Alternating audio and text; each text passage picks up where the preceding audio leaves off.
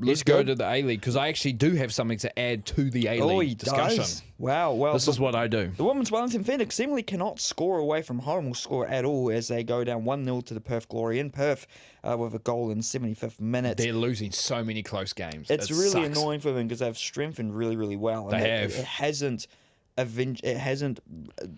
showed itself on the table yet. There's still plenty of the season to go, but you'd be starting to get a little bit worried if those results don't keep coming. And I don't know if she would have started, but I know that Macy Fraser, 23-year-old who's going to play for the Phoenix, she did pretty much elect herself out of this season to focus on her mental health. I don't know if it's the whole season, but it was a significant part. Macy, I do hope you're doing well, absolutely. whatever's happening. But you know, because I know you know this, is that a big enough loss to where maybe she comes in and maybe we get these draws, or no, what do you think? I don't think with the women's team there is like one player which is like the core of the team. Okay. In that way, I don't think there is like a single person. If you're going to put them in the team, they're going to magically be better or be worse if you take them out. Yeah, fair. But for sure she would have made an impact if available. Yeah. I don't know if that results in more of those draws becoming or losses becoming draws and wins. It hurts though. Trust it hurts. I'm not the expert. But on the men's side of things, Auckland FC go away to Gosford. A game I could have watched, but I didn't for whatever reason. Won 2-1 over the Central Coast Mariners, thanks to the last goal, a great Van Persie-esque header from Sav Cosgrove. I was about to say. Who is proven now that he doesn't just score tap-ins, although tap-ins are very valuable, because if you score them, it's still a goal. True. Whoops. And so Auckland's still second on the table, but it's gone from bad to worse for the Wellington Phoenix. They were 3-0 down at one stage, but lost 3-1 to the Newcastle Jets at home. Currently 11th on the ladder out of 12 teams. Not firing. Injuries. And this is where I'm going to take a pause for a second, because I love this guy. I love the way he is, what he does, his demeanor. But is it time for Chief to go? I think the manager of the Wellington Phoenix is Giancarlo Italiano. Fantastic fucking name. Fantastic. But they call him Chief. I really like him. They call him Chiefy. Chiefy, yeah. I really like him. I really, really do. I think he did well with this team a couple of years ago. But is it time? It depends on the next couple of results. I think. I don't know if the Knicks are a team who would just drastically sack a manager in the middle of the season. I think they still have a lot of trust. I hope they don't. I think they still have a lot of trust in him from the season in 23-24, where they made it to the semi-finals. They were one of the best teams in the league. They almost bet the victory at the dying minutes at the Cake Tin to make their first grand final. Yes. But last season, they missed the playoffs. They were embarrassed by Auckland in that last derby. Yeah. This season, they've lost both derbies already.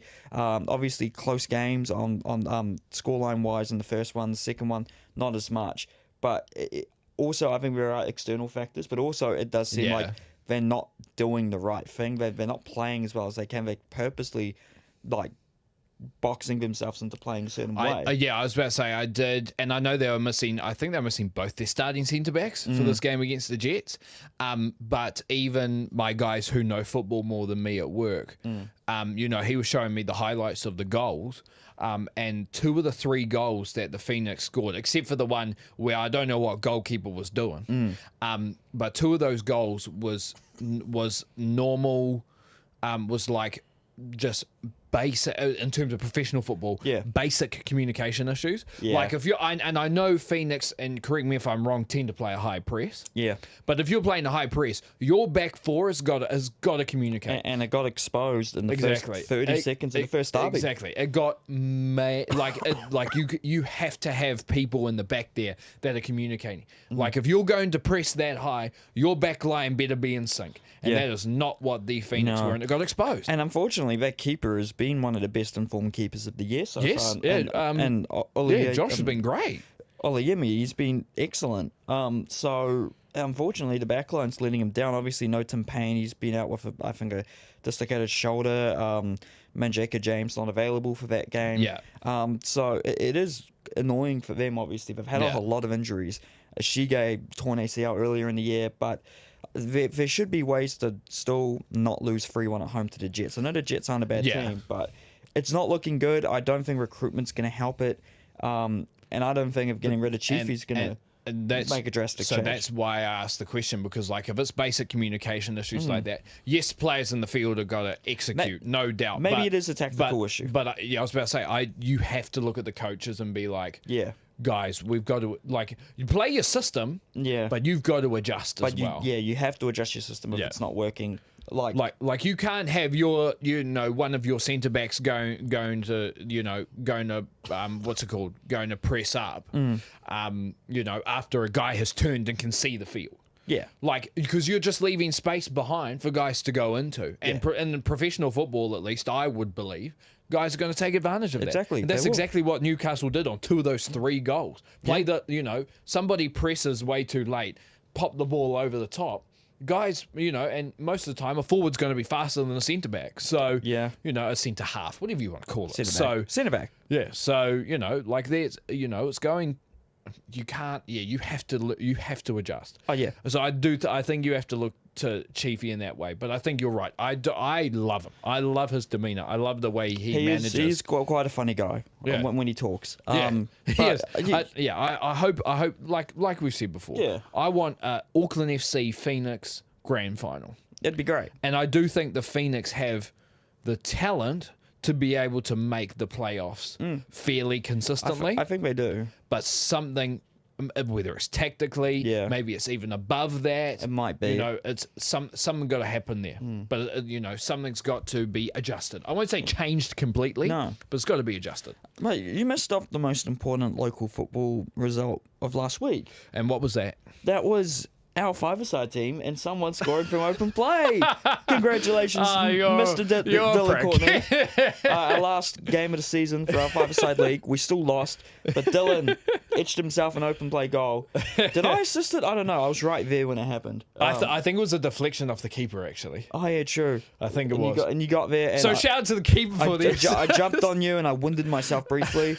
I scored as well, which was great. There you did. It was a good game for Couchside, It was. It was. I actually, footballers, and I've played. I counted this at some point. I've played in my life 15 different sports competitively. Yeah. Because to get out of class, got to play sport. So, or you could be smart, but who's got time for that? Yeah, right. So but football is something I never played competitively, and it's actually been really fun to play this five-a-side. And you're actually you're probably better than me, honestly. You can actually track back and get out of situations. Who's saying you don't track back? Oh, well, I try to. I do. We should probably track back more, to be honest. And we're about to actually play 7-a-side, so we'll have to learn to track back there. Yeah. Unless I can just get away with being a poacher. No, don't worry. It'll be me and Gabe in the midfield. I'll say to Gabe, if we get the ball, you go and support like an attacking midfielder. I'll stay back defensively, help out our guys at the back, and then it's you two at the top, and you're all good. Call you Ndidi. Or Kante. Bro, call me. Yeah, that's right. Kante. I protect my centre backs, baby. I protect my centre backs.